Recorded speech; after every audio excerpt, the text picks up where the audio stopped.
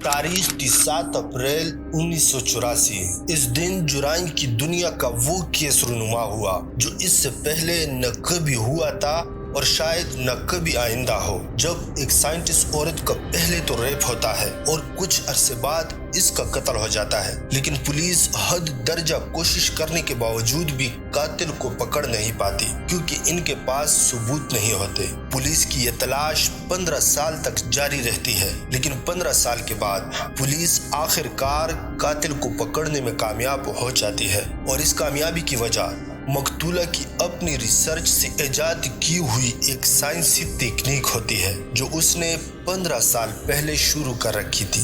ये सच्ची कहानी आपको किसी फिल्म की कहानी से कम नहीं लगेगी। इस केस पर मशहूर मुसन्निफ समांथा वेनबर्ग ने एक किताब भी लिखी है।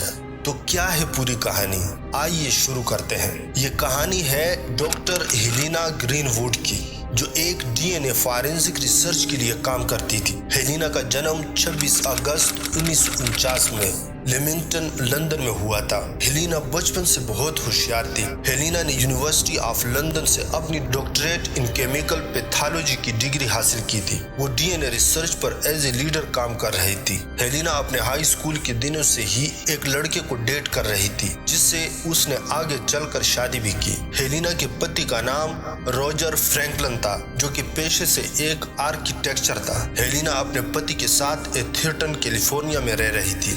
7 अप्रैल 1984 शनिवार की रात रॉजर अपने बिजनेस के चलते वाशिंगटन डीसी गया हुआ था। हेलेना अपने घर में अकेली थी।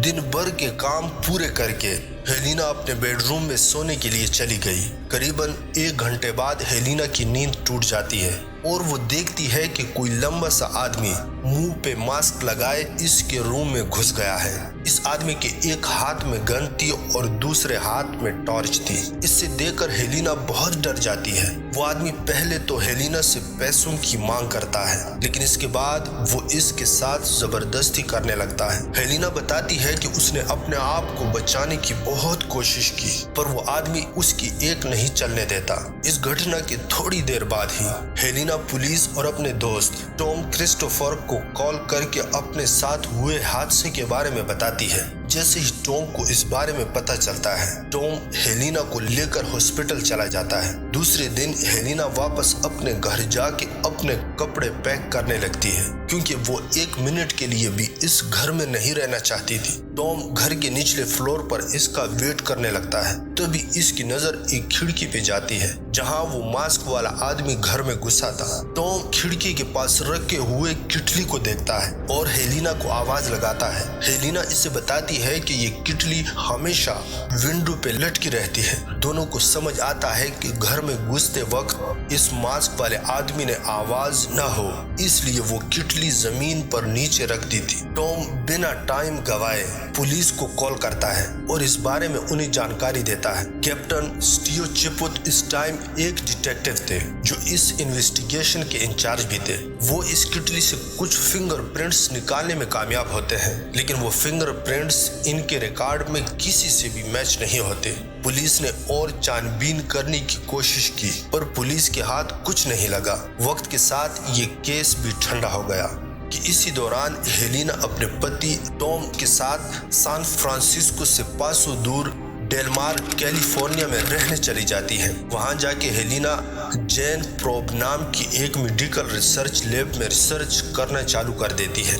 10 महीने गुजर जाते हैं। लगभग 10 महीने बाद पुलिस को एक खबर मिलती है जो कि चिपुत का ध्यान अपनी तरफ खींच लेती है। एक आदमी जो कि लगभग 40 साल का होगा, वो 13 साल की एक लड़की के साथ अश्लील हरकत करता हुआ पकड़ा गया। इसका नाम डेविड पॉल फ्रेड येनी था। चिपुत फ्रेड येनी को स्टेशन लेके आता है। इसकी कटकाठी को देखकर चिपुत को हेलेना के इस मास्क वाले आदमी का बताया हुआ होलिया याद आ जाता है, जो कि डेविड से हूबहू मेल खा रहा था। इसकी पहचान करने के लिए चिपुत हेलेना को सैन फ्रांसिस्को बुला लेता है। हेलेना को डेविड और इस मास्क वाले आदमी में कुछ बातें मेल खाती दिखाई देती हैं, पर वो कोई भी ठोस बात पे नहीं पहुंच पाती। फिर पुलिस हेलिना के घर पर किटली पे जो फिंगरप्रिंट्स मिले थे वो फिंगरप्रिंट्स डेविड के फिंगरप्रिंट्स से मैच करके देखते हैं और साथ ही हेलिना के घर पर मिले स्पर्म के सैंपल का ब्लड ग्रुप भी इसके ब्लड ग्रुप से मैच होता है, यानी इसकी जांच करते हैं। जी हाँ, स्पर्म सैंपल से भी ब्लड ग्रुप का पता लगाया जा सकता है और इसी के साथ पुलिस के हाथ एक बड़ी सफलता लग जाती है। उंगलियों के निशान और ब्लड ग्रुप दोनों भी मैच हो जाते हैं। ये सब डेविड पे कार्रवाई करने के लिए काफी थे।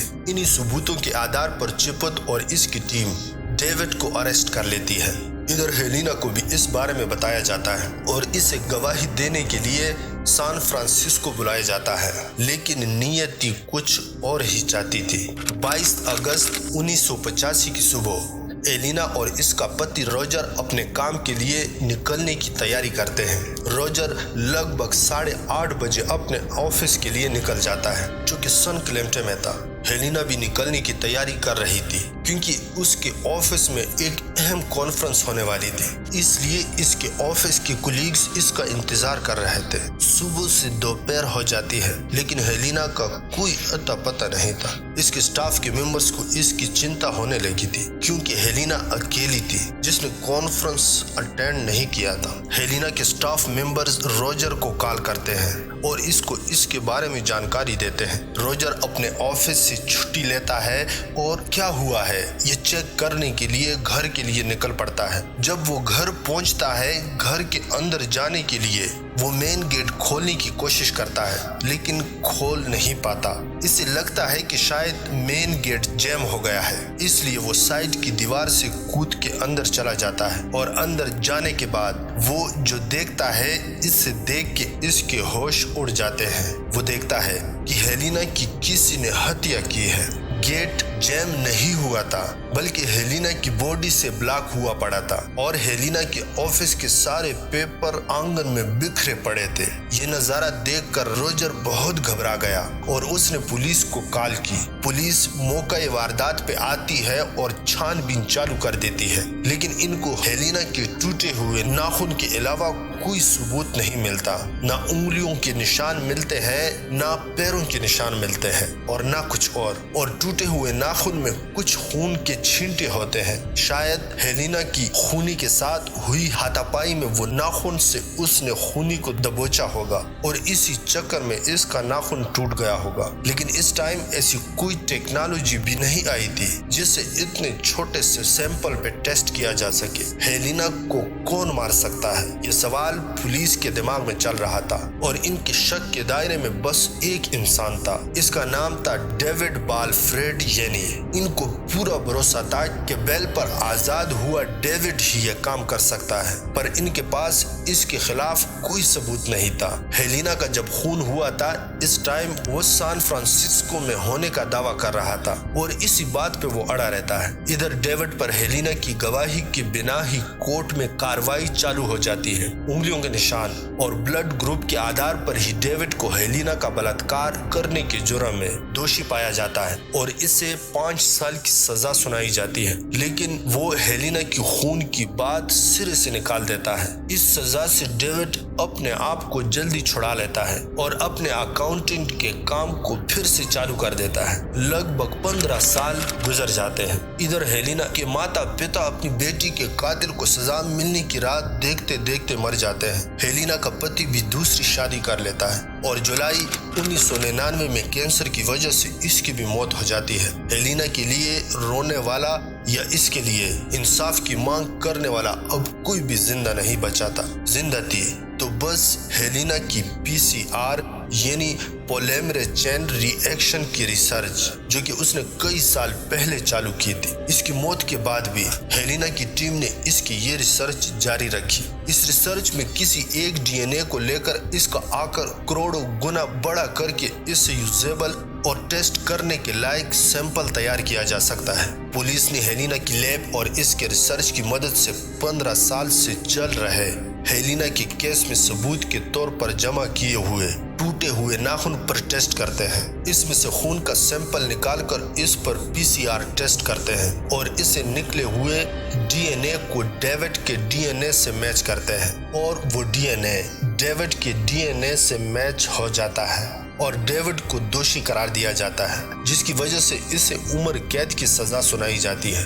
हेलिना की रिसर्च ने इसके खूनी को सजा दिलाई, जैसे खुद हेलिना अपनी कब्र से इस ओर इशारा कर रही हो। इस केस पर समांथा वेनबर्ग ने एक किताब लिखी है जिसका नाम है pointing from the grave, true story of murder and DNA. उम्मीद करता हूँ आपको ये वीडियो पसंद आई होगी। मजीद इस तरह की यूनिक और दिलचस्प केसेस के लिए वीडियो को लाइक करने के साथ साथ चैनल को जरूर सब्सक्राइब कीजिएगा ताकि हमारी हर आने वाली वीडियो आपको फौरी और बर वक्त मिल सके। मिलते हैं नेक्स्ट किसी अच्छी सी वीडियो में।